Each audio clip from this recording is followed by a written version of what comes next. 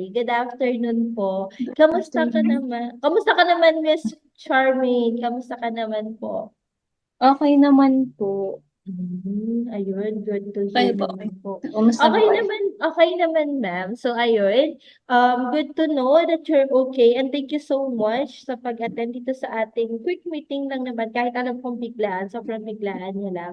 And we are here nga, ma'am, to discuss some of the updates of your application. Opo.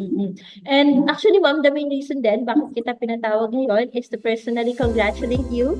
Congratulations, because we have already received your visa approval today. So, congratulations, ma'am.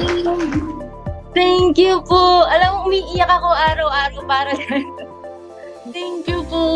Ayun. Congratulations, ma'am. Kahit ako, lagi ko nga din itong sina-follow up kasi sabi ko, my God, nasaan na kaya kamusta na kaya yung update?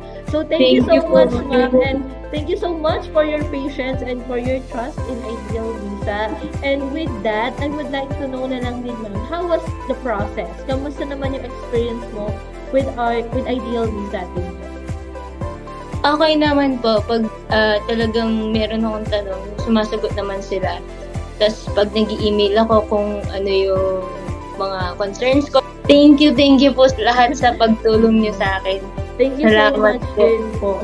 Ma'am, with that experience, would you recommend Ideal Visa po ba sa iba pang aspiring students out there na nagpa-plan ng process sa kanilang student visa po? Or would you recommend us to your families and friends po?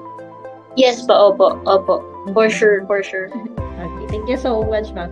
Ma'am, last na, do you have any messages ba dun sa mga aspiring students out there na gusto din mag-process ng kanilang student visa in Australia or in Canada or sa iba pong country na nagdadalawang isipan to proceed with their application? Siguro kailangan siguro prepared ka na sa lahat ng documents na kailangan mo before ka mag-proceed. Tapos, yun lang, kailangan constant communication lang with the agent para at least ikaw, sigurado ka din sa mga ginagawa mo. Hindi ka lang pasa ng pasa. So, sure na parang walang kulang doon sa hinihingi nyo, di ba? Yung iba kasi pasa lang ng pasa sa mga agency. Pasa lang ng pasa kung ano lang ma-provide no. Sa akin kasi parang naging strict kayo na dapat, eto ma'am, kailangan provide nyo. So, yun. So, ayun. Thank you so much. Napakaganda ng message mo. And totoo, maganda na si student mismo, siya mismo, meron siyang maganda na aware siya sa kung ano man yung mga needed talaga on his application. Kasi syempre, at the end of the day, ang magagawa lang naman namin is to check and to submit, to process your application. Yung mga main requirements, isa inyo naman po talaga siya mag-agal. Opo.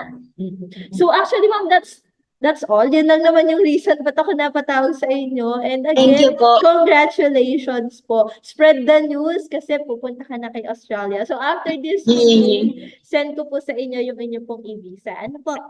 Okay po. Thank you Salamat so po, much ma'am. po. Have a Thank great you day po. po.